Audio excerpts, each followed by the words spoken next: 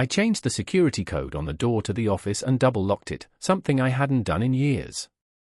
Taking one last look around, I closed the door and went back into the front room where Allison was waiting for me. "Ready now?" she asked. "Let's go," I said flatly. I locked the front door and reset the alarm system before closing it.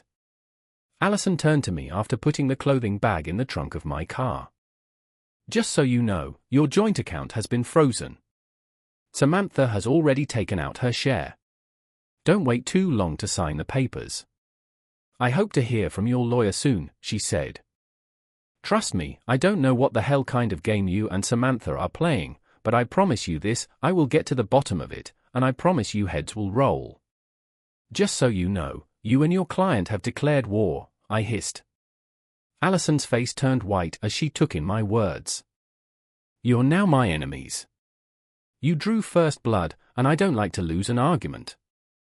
I headed downtown, where I knew of a hotel where I could get an extended stay room at a reasonable rate, even without a reservation. ISS had used this hotel many times over the years, so much so that they gave us a nice discount. I paid for a week's stay in cash, figuring I would be back in my own house by then.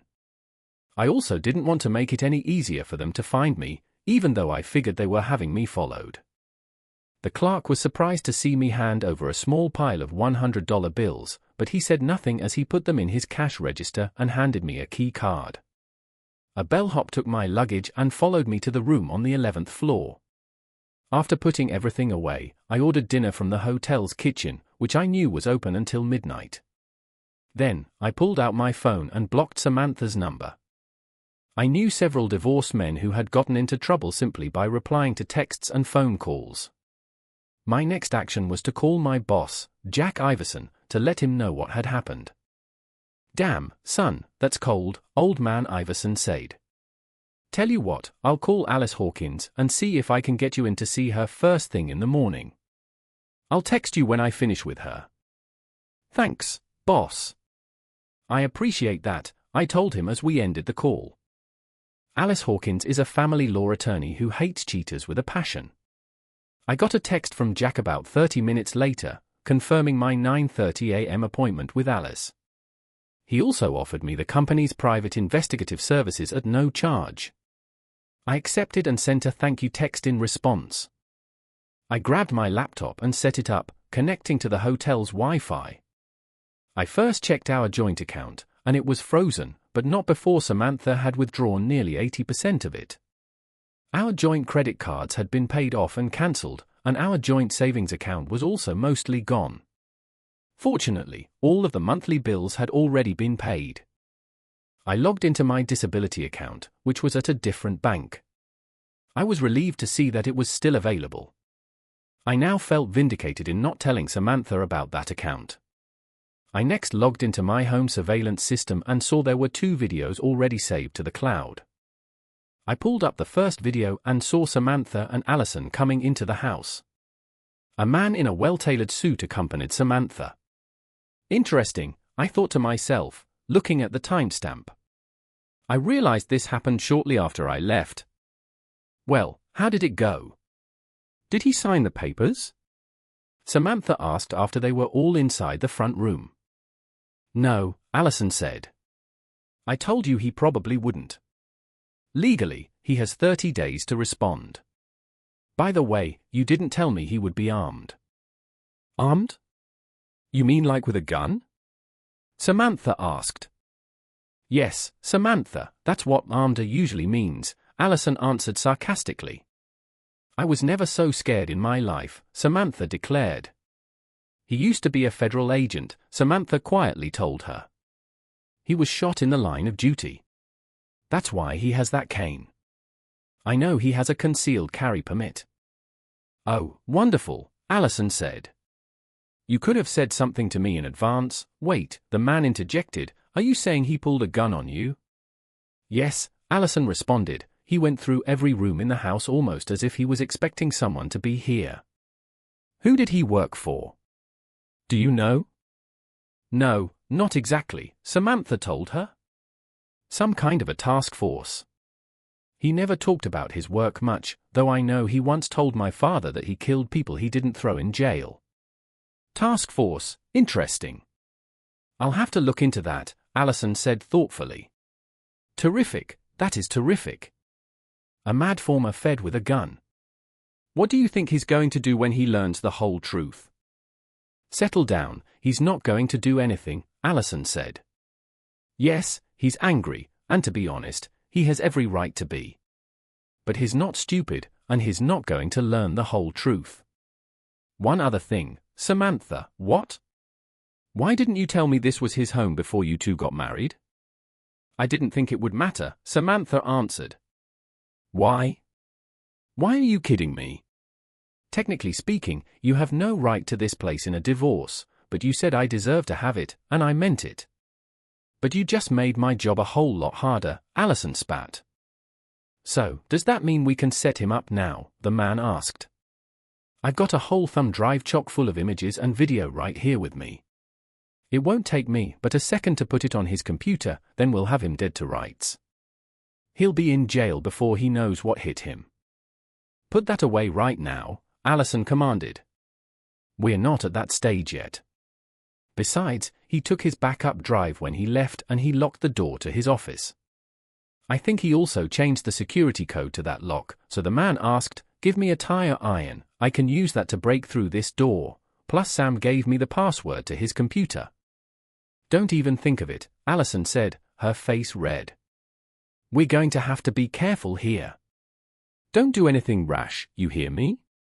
Just give me some time to think things through. I'll need to find out everything I can about your husband, Samantha. I have federal contacts, let me see what I can get from them. In the meantime, you two cool your jets and don't do anything stupid, you hear me, Alan? We don't work in the same department, but I'm still senior to you. Got it? I hear you, the man sheepishly said. At least now I had a first name, and I knew just how far they would go to set me up. But why? Allison left the house, and the video ended when Samantha and Alan walked up the stairs. The next video was taken in the master bedroom. Alan took his jacket and tie off, throwing them on the back of my chair. He followed up with the rest of his clothing as Samantha undressed. When she was nude, he took her in his arms. Come on, Sam, why don't we get under the covers and enjoy ourselves? He asked with a wry smile. Samantha looked up at him as she returned his smile. I guess it wouldn't hurt, she said. After all, this will be our bedroom before long. You might as well get used to it. She turned and spotted my ring on the dresser. Oh, look at this. Mikey left his wedding ring. How thoughtful. Maybe I can pawn it with the rest of his crap. Both of them laughed at that. She tossed the ring back on the dresser before returning to the bed. So, which side is mine? Alan asked, and Samantha pointed to the side closest to the door. That side, she told him. Alan pulled the covers back and got in the bed. Samantha followed, climbing on top of him. This is so nice, not having to worry about whether or not my weight will bother your leg. Talk about devastating, this was the first time I had heard her complain about my leg. It usually didn't bother me unless she sat on it for too long. But even then, I never let her know. Until now, I thought my injury never bothered her. That's right, old Mike's a. Alan sneered. Well, I'll have you know, I'm in perfect shape. Give me that body of yours. Samantha giggled as she wriggled herself on top of him. Put that big meat inside me and drill me silly, she demanded. Alan obliged. Aren't you still on the pill? He asked as he bucked inside her. No, I quit taking those today, Samantha told him. This was new, as I never knew she was on the pill. She knew that I had a low sperm count, which according to several doctors I had seen over the years, was something I was born with. But again, we had discussed it, and Sam never seemed concerned about it. It just meant the odds of my fathering a child were reduced. Then get ready to be pregnant, Alan said. Once done, I stopped the video, unable to watch anymore. I felt my dinner start to come back up and headed for the bathroom. After emptying my guts into the toilet, I washed my face and counted to 10 while taking long, deep breaths. I couldn't believe what I had just seen. The only woman I had ever truly loved in my entire life had made a mockery of our wedding vows, and she had done it in the bed we had shared for the last several years. I began to wonder if I ever really knew her. After collecting myself, I went back into the room and looked through the pictures Allison had given me. They all had a date and time stamp in the lower right corner and were also marked with a location, Dallas, Texas. Going back to my laptop, I pulled up my calendar. I was in Seattle on the exact dates the photos were supposedly taken in Dallas, which meant I also had receipts for any expenditures I made. I figured that alone should be enough to prove I wasn't the man in the photos. I looked closer at the man and noticed no clear face shots. Interesting, I thought. Then it hit me. Examining the photos, I realized 2 pictures showed the man's right thigh. There were no scars present in either image.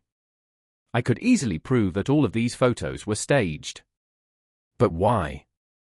Unless, damn her, I thought. Samantha intended to use the prenuptial agreement to screw me in a divorce, to cover up for her infidelity. Adultery meant the guilty party left the marriage only with what he or she brought into it, with no support. I looked closer at the divorce papers and realized Samantha went far beyond what the prenup stipulated.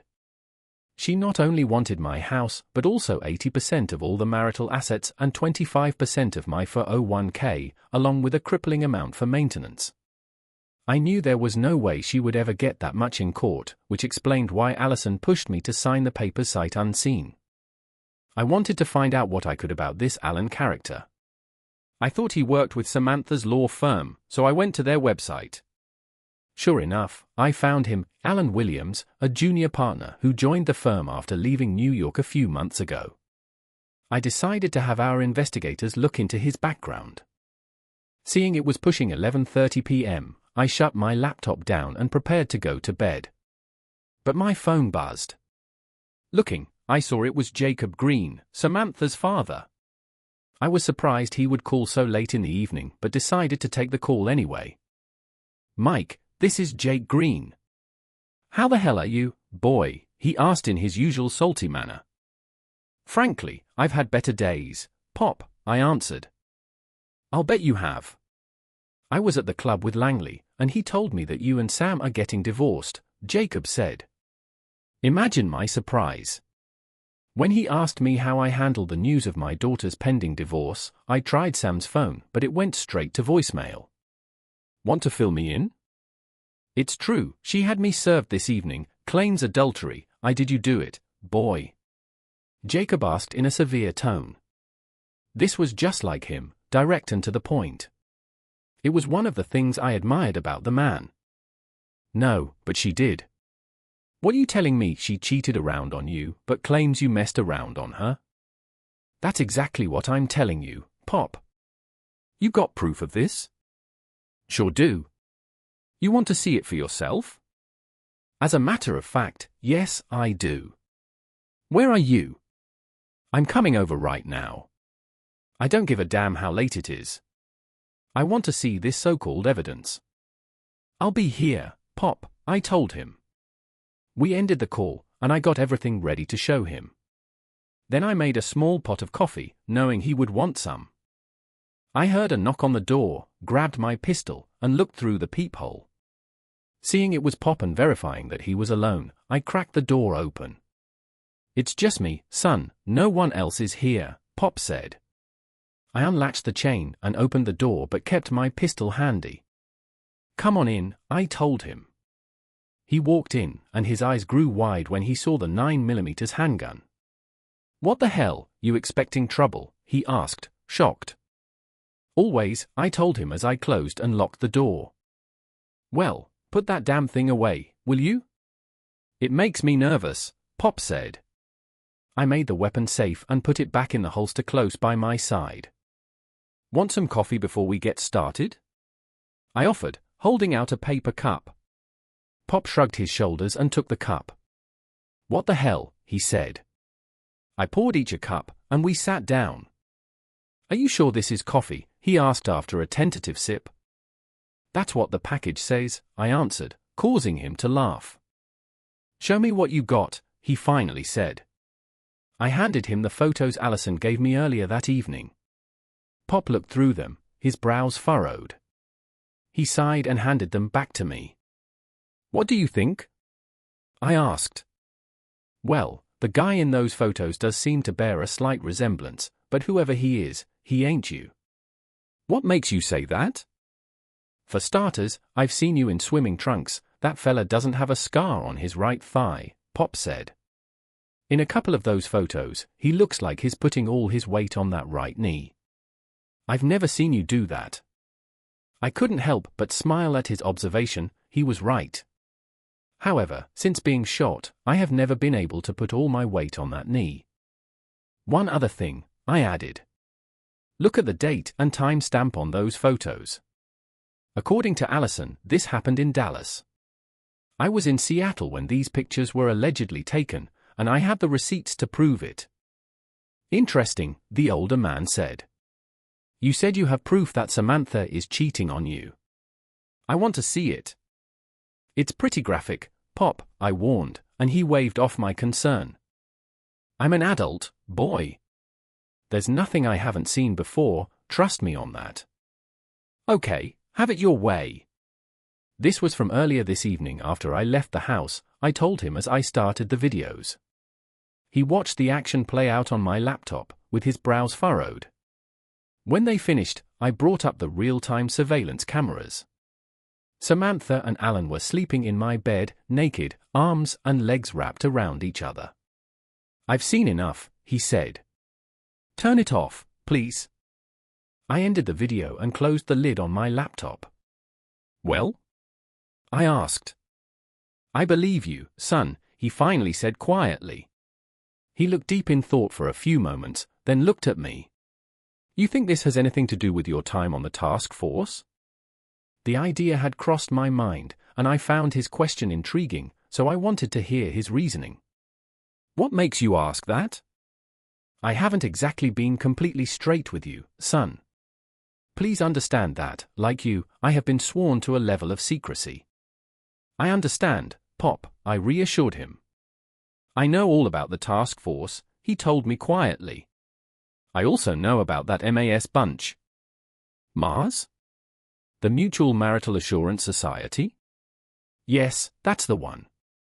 Mars was a radical group started by a female lawyer who sought to punish cheating husbands.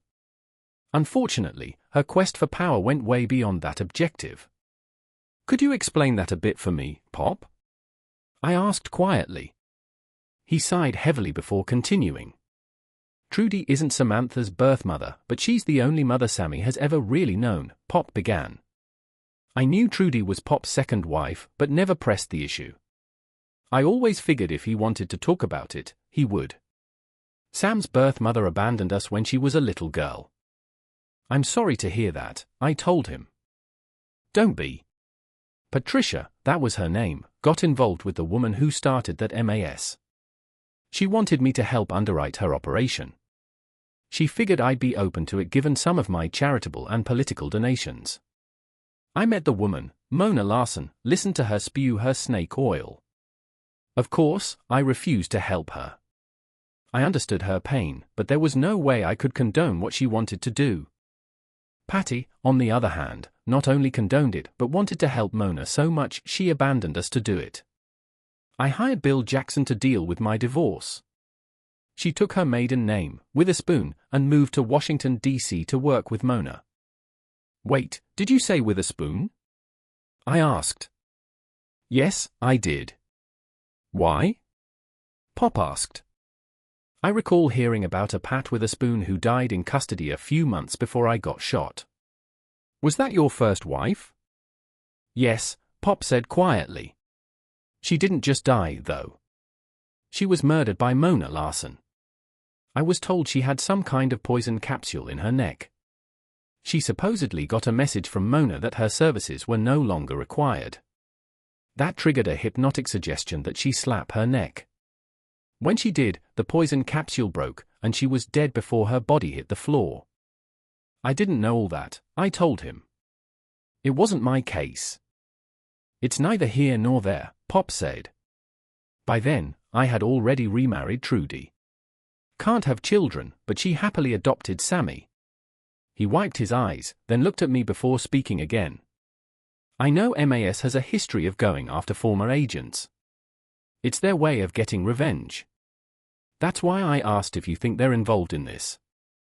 It had crossed my mind, but I was under the impression the corporate entity known as MAS is destroyed.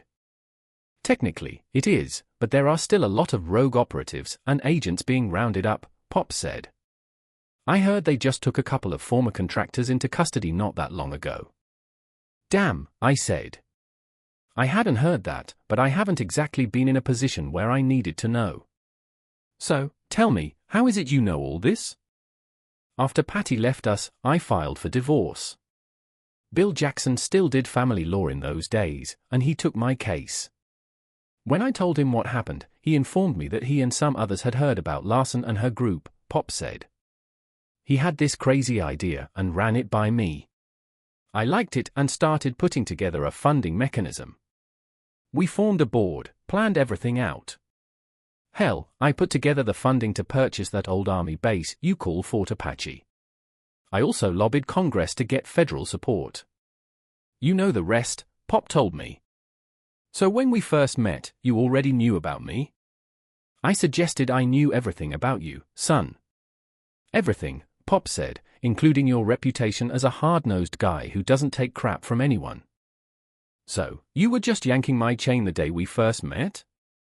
I joked. Pop smiled and nodded his head. It's what I do best, son, he admitted. Besides, I wanted to see if there was any truth to the rumors. So, what are you going to do now? I have an appointment to see an attorney tomorrow morning. I intend to have the restraining order lifted. Then I plan to evict Sam from my house. Restraining order? Pop asked, shocked. She took out a restraining order? Yeah, can you believe it? Then I'm counterfiling based on adultery, and I plan to invoke the prenuptial you had me sign. If I have my way, someone will go to jail, Pop asked. Jail? The last time I looked, attempted extortion, conspiracy, and perjury are still against the law. So is fabricating evidence. Things have changed over the last 7 years, but I don't think they've changed that much, Pop laughed at that. Good luck. Just do me one small favor, if you would, please, Pop said. What's that? I know you have to do what you need to do, but try not to hurt my little girl too much, please, he begged quietly. I knew what he meant and nodded in understanding. I'll do my level best, I told him. I do have some questions though, if you don't mind. What's that? What can you tell me about Sam's first husband? I had never asked Samantha about that, figuring it was in the past. Pop sighed heavily and nodded his head. His name is Alvin Morrison. He's an accountant. Last I heard, he worked for a financial services outfit downtown. He and Sam met in college and got married after they graduated. Seemed like a nice enough fella, bit of a chicken though if you ask me, Pop said. What happened? Sam says he cheated on her, I prompted. Pop answered, kicked his butt to the curb, filed divorce based on the prenup. I never heard from him after that. Sounds a bit familiar, doesn't it? I asked. Pop's eyes widened, and his brows raised as he looked at me. Now that you mention it, yeah, it does, he finally stated. You think she set him up as well? Don't know until I've had a chance to look into it, but it certainly seems like a possibility, doesn't it? I suppose it does, which means at this point, absolutely nothing, I interrupted. I'm just thinking out loud right now, but it is something that needs to be checked out, I agree, Pop said as he stood to leave.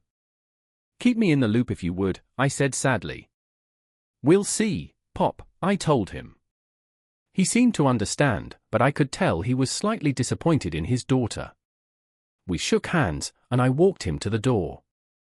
He turned to me before leaving. I'm sorry about all this, son, Pop said quietly. This was the first time I had heard him apologize for anything, and I knew it didn't come easy. You're a good man and don't deserve this. I appreciate that, Pop. Apology accepted. One last thing, son, stay in touch, will you? Of course, I said. To my surprise, he hugged me like a father would a son, then left. I closed the door, went back to bed, pulled the covers down, and went to sleep. The following day, I got up earlier than usual, did my business, dressed, and then gathered my things for the day. I didn't bother checking the surveillance system, I could always look at it when I returned. After grabbing a light breakfast and a fresh caramel mocha, I headed to the office, classic toll keeping me company. My boss, Jack Iverson, the CEO of Iverson Security Services, or ISS, waved me into his office when I arrived. I saw Terry Torres, the head of investigative services, in his office, so I went to Jack's corner office. "Morning, Mike," Jack said. "I wasn't expecting you in until after your appointment with Alice. I couldn't sleep, so I decided to come on in," I explained. "I understand," Jack told me. "I took the liberty of briefing Terry on your situation. I hope you don't mind." "Not at all. In fact, I have a couple of leads that might be useful," Terry asked.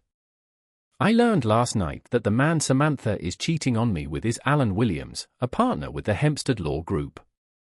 I couldn't print a picture, but he's on their website. If that doesn't work, you can Google Layhole, maybe you can get a picture there," I joked. Both men laughed at that. "That's a start." "Anything else?" Terry asked. "Yeah. I want you to see if you can find an Alvin Morrison. I believe he works for a financial services outfit here in town," I said. "And who is he exactly?" Terry asked. "He's Samantha's first husband. I want to know everything about their divorce. It should be a public record, so it'll be easy to pull up. I'd appreciate it if you could verify his employment if he's in town," I said. "Just out of curiosity, though, what are your intentions?" Terry asked. "I'd like to chat with him about his divorce. I have a feeling this isn't the first time Samantha's played this little game," I said. Terry nodded his head as he made notes. "One other thing, I need to know everything you can learn about these photos." I handed Terry one of the pictures from the envelope Allison gave me the previous day. "Damn, you don't ask for much, do you, boss?" Terry asked sarcastically as he looked at the photo. Jack looked at it after Terry handed it to him. "You weren't even in Dallas when this was taken," Jack observed. "Assuming this date stamp is correct?" "No, I wasn't," I replied. "The photo could take some time, but I should have some answers on the rest of this for you by the end of the day," Terry told me. "Don't worry, Mike. I'll get my best people on this and forward whatever we find to you and Alice." "Thanks, Terry. I really appreciate that," I told him. "I owe you." He smiled at that. "Buy me a cold one, and we'll call it even," he quipped. "Well, I'd better get to it. I'll be in touch." "Thanks, Terry," Jack said as Terry left. I echoed the sentiment, and Jack motioned for me to close the door. He looked at me concerned before speaking. "You think this might be a rogue MMAS operation, Mike? You know how those folks are about getting revenge," he said. "I don't know, Jack. I thought that at first, but I'm not sure. I did learn one interesting little tidbit, though." "What's that?"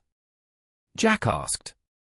Samantha's birth mother was Pat Witherspoon, one of Mars' top field operatives. "That is interesting. She's been dead for quite a while now, from what I've heard. Tell you what I'll do. I'll reach out to Bill Jackson and Oscar Warren and see if they've heard any chatter. Oscar's pretty much the top dog over there at Fort Apache now," Jack said. "That's what I heard as well. Tell you what, Mike, you've got a good group of people backing you up on this. Let them do the heavy lifting. Meanwhile, take some time off, maybe go fishing or something," Jack said, concerned. "I appreciate that, Jack, but I can't just sit on my butt while Samantha screws me over," I told him. "I understand how you feel, Mike, really I do. But maybe you should sit this one out. You're not a field agent anymore," Jack told me. "I know, but I can't just sit back and do nothing. I'm just not wired that way, I replied. No, you're not, and that's one of the things I admire about you. But you're not much good to me in the shape you're in now, Mike, Jack said. We've got your back. Take some time off anyway, you've earned it. When we learn something, you'll be the first to know. I took in Jack's face and realized he was this close to ordering me to take time off. The professional side of me realized he was right. I needed to back off a bit and decompress, and he was right that I had a good group of people behind me. After thinking about it, I nodded my head in agreement. You're right, Jack, I finally said. I just need to get a few things from my desk before I see Alice. Smart move, Mike, Jack said with a wry smile. Go on, do what you've got to do. We'll be in touch, and keep me in the loop. I will, I told him. Thanks. I went to my office and pulled up my expense report with copies of receipts for the days I was in Seattle. Then, I copied the 2 videos I downloaded to a thumb drive, adjusted my out-of-office email auto-response message, and packed up my stuff. On the way out, I saw Jack smile and nod his head. I smiled back and left. I got to the building where Alice Hawkins worked, parked, and went inside. I was about 15 minutes early, but I knew Alice wouldn't mind. I checked in with the receptionist, who directed me to the waiting area. A few minutes later, she escorted me to Alice's office. Good morning, Mr. Jacobs, Alice said as she offered a hand. Mr. Iverson told me to expect you this morning. Would you care for a cup of coffee? The shop on the first floor makes a wonderful caramel mocha. That would be terrific, Miss Hawkins, I said. Please, call me Alice. She motioned to a chair in front of her desk, and I sat down. Mr. Iverson tells me you've been served with divorce papers, Alice said. That's correct, Miss Hawkins, I replied. Please, call me Alice. Do you have the papers with you? Yes, I do, I told her, opening my briefcase. I grabbed the envelope and handed it to her. Alice looked through the papers, frowning as she did so. When she finished, she set the papers down and looked at me with a scowl. There are some fairly serious charges being made here, Alice finally said through gritted teeth. Is there any evidence of infidelity? Because if there is, you should know that I do not represent cheaters. There is evidence, but none that will implicate me. If you're interested, I'll show you. If not, I'll find someone more objective to handle my case, I told her sternly. She seemed to shrink a bit at that.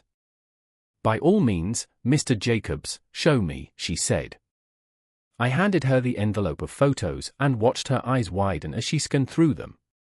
She shook her head and looked at me when she finished. Can you dispute this? She asked. Absolutely, I told her, standing up with the help of my cane. Mr. Jacobs, please, that isn't necessary, she said. I'll be the judge of what's necessary, I growled. Then her eyes fell on my right thigh, now exposed. Oh my, she sighed in shock. I damn near lost this leg in the service of my country, spent months in the hospital going through surgery and physical therapy, learning to walk all over again, I hissed. I still can't put my weight on that knee like the man in those photos did. Do you believe me now, Miss Hawkins, or do I take my business down the street? You're alleging these photos were fabricated? Alice asked. I'm not alleging anything, Miss Hawkins. I'm telling you flat out, those photos are fabricated. On top of that, I have expense reports and receipts proving I was in Seattle, Washington when those photos were taken. I'm good, but not even I can be in 2 places at once. Now tell me, will you represent me, or do I go somewhere else? I'll take your case, Mr. Jacobs, Alice finally said, handing the photos back. Now, please, pull your pants back up. I pulled my trousers back up and fastened my belt. When Sally returned with our coffee, she looked at me confused. Is everything all right? She asked. Just proving a point. Everything is fine, I told her before taking my seat. Sally looked at Alice for confirmation. Everything is fine, Sally. Thank you, Alice said as Sally handed over the change from the coffee purchases. Sally smiled, then left the office. Alice looked at me before taking a sip of coffee. I'm sorry for doubting you, Mr. Jacobs. I hope we won't have to go through that again. Please, call me Mike. And I accept your apology. I hope I won't have to drop true in the courtroom, but I will if I have to prove the point, I told her. Alice smiled at that. I see your reputation precedes you, Mike. And no, I doubt you'll have to do that. But in all fairness, it's nice to know you're willing to go the extra mile if necessary. What else do you have for me? I pulled out my phone and showed Alice the video I took of my confrontation with Allison. She frowned as she watched the video, then handed the phone back. So, your wife has retained Allison Cartwright? Alice said. She has quite the reputation as well. Ethics doesn't seem to be an obstacle for her according to this video. I'd like a copy of that, please.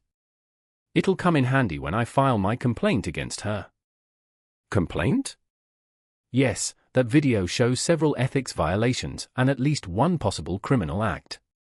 Plus, she accompanied you to your house without a police escort, and that's highly unusual. What else do you have? I handed her the thumb drive with the 2 videos I took from my surveillance system. Alice looked at both of those, a smile forming on her face. Well, more fuel for my complaint, Alice said. What's this about pulling a gun on Miss Cartwright? Did you really pull a gun on an officer of the court? Yes, I did, I said. Why? Alice asked. She nodded her head as I explained my experiences in the task force. And you thought that maybe your wife Anne or Miss Cartwright had something or someone waiting to ambush and drug or assault you? Something like that, she asked. Yeah, I said. In fact, I was shot in a very similar situation. I see, Alice said. Fortunately for you, Mike, I'm familiar with the task force and I'm familiar with some of the tactics used by MMAS. I've represented quite a few of the men your task force has helped. I'm sure Miss Cartwright will try to make an issue of it. Don't worry, I've got it under control. Thank you. So, let me see if I have this right. You own the house you shared with Samantha, correct? Yes, it was passed down to me from my grandparents long before I ever met Samantha, I explained. What about your bank accounts? Samantha removed 80% of our accounts and Allison had them frozen. Alice looked at me, shocked. She froze the accounts after your wife took 80%? Correct, I said. There was no real reason for that other than just plain vindictiveness and an attempt to slow you down, keep you from retaining legal services, Alice said. Why are they doing all of this to you? Now that's the $64,000 question, isn't it, counselor? I asked sarcastically. Hopefully your company's investigators can come up with some answers, Alice said. Yes, Mr. Iverson informed me that Mr. Torres will be working the case. I look forward to what he finds out, Alice said. As do I told her. First things first, I need to get that restraining order lifted and get back into my house. Then I need to get your assets returned. In the meantime, I'll answer this petition with one of our own. Do you have a copy of your prenuptial agreement? Yes, I do, I told her, pulling it out of my briefcase. Alice looked it over, set it aside, and handed me a checklist. It will probably take me a couple of days to get this ironed out. Do what you can on that checklist. Are you set for funds until we get the money back into your account? Yes, I'll be okay, I told her. All right, Mike, I've got it from here. I shouldn't have to remind you not to do anything stupid in the meantime, but I'm going to anyway. I don't want to have to bail you out of jail. No problem, Alice, I told her with a chuckle. I've got it under control. No, you don't, she remarked. At least not yet.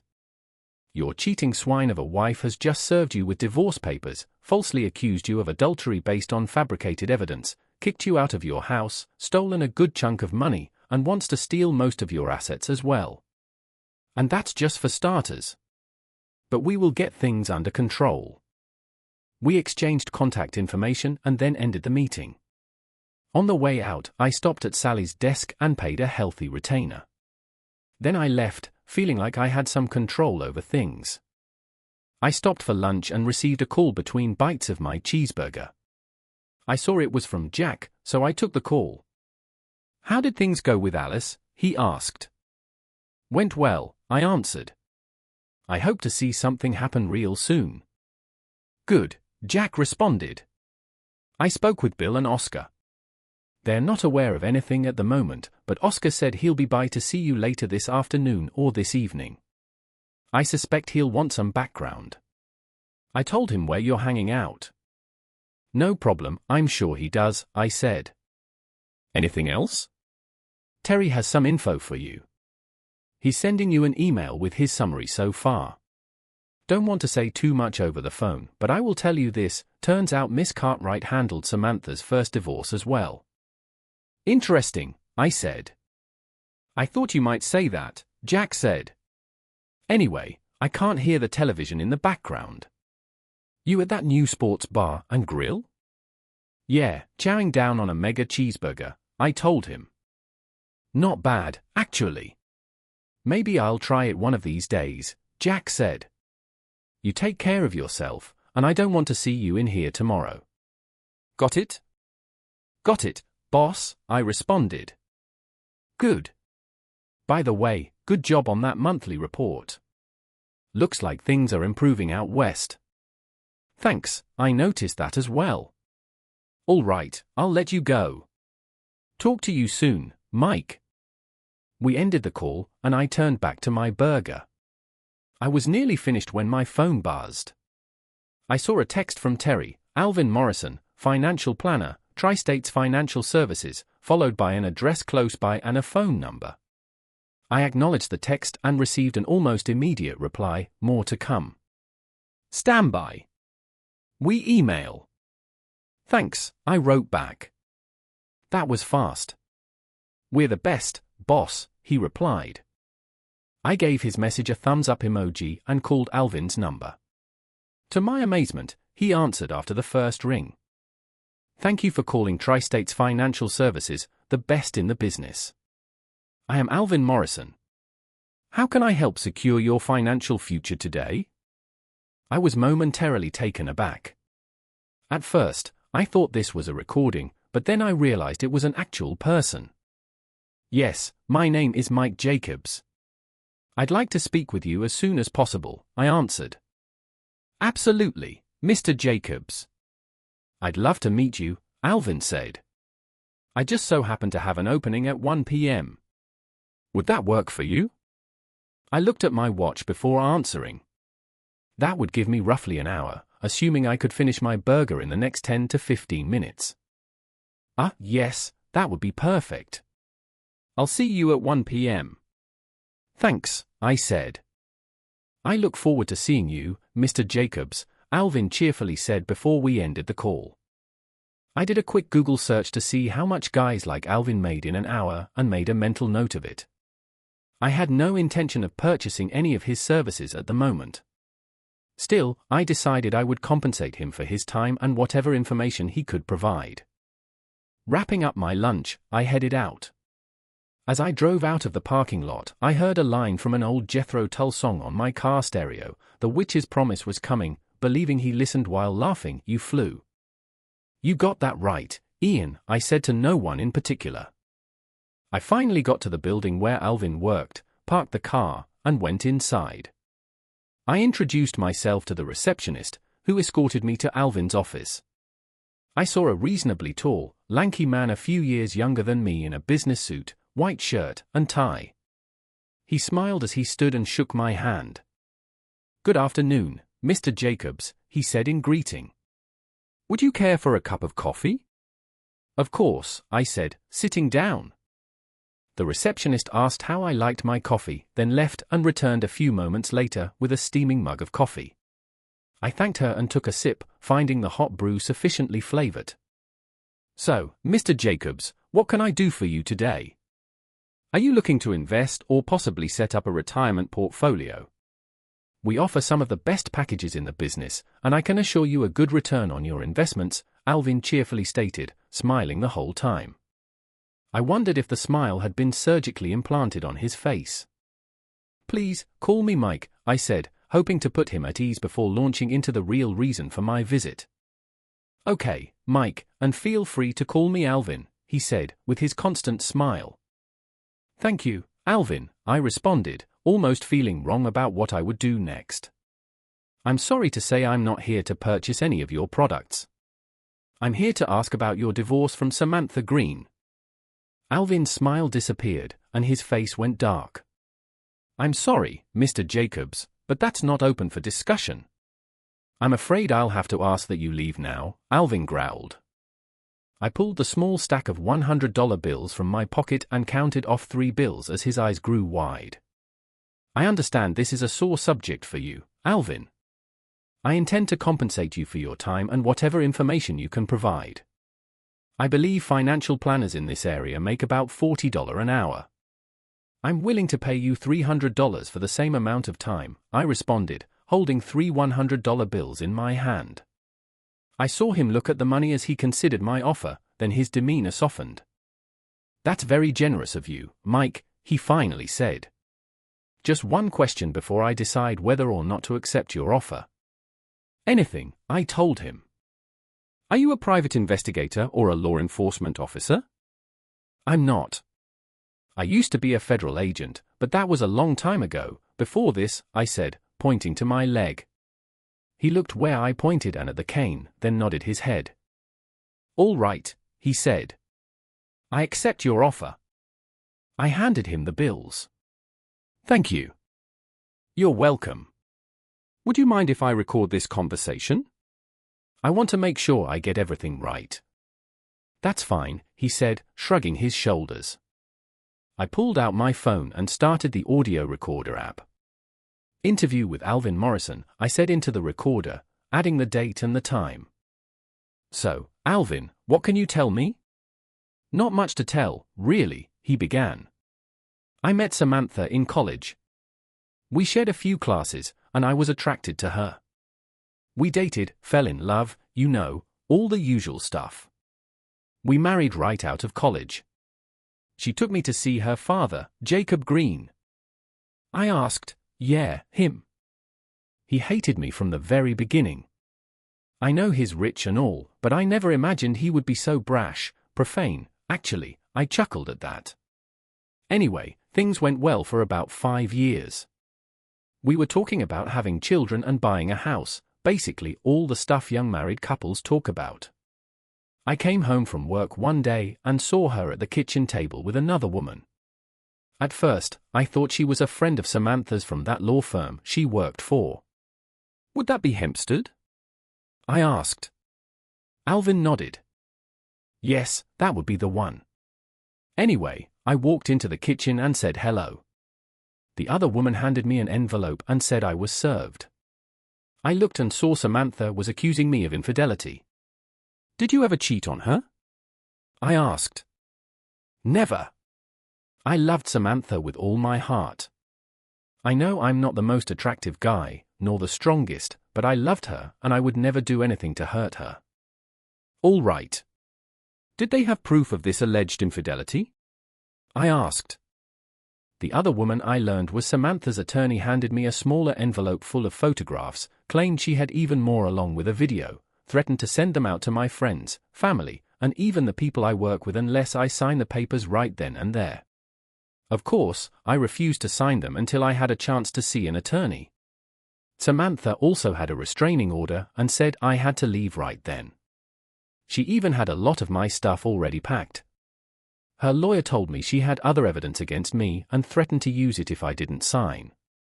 I left and tried to check into a motel, but found none of my cards worked. That's when I learned that Samantha cleaned out our accounts. We had over $100,000 saved up, but it was all gone. I ended up staying with my parents. They loaned me enough to see a lawyer, but he was basically worthless. I went back to the condo to get more of my things and hopefully talk some sense into Samantha. I forgot about the restraining order. Anyway, she was in bed with some pig when I got there. I lost it and went after him, but he was a whole lot bigger than me. He kicked my butt and beat me so bad that I had to be taken to the hospital in an ambulance.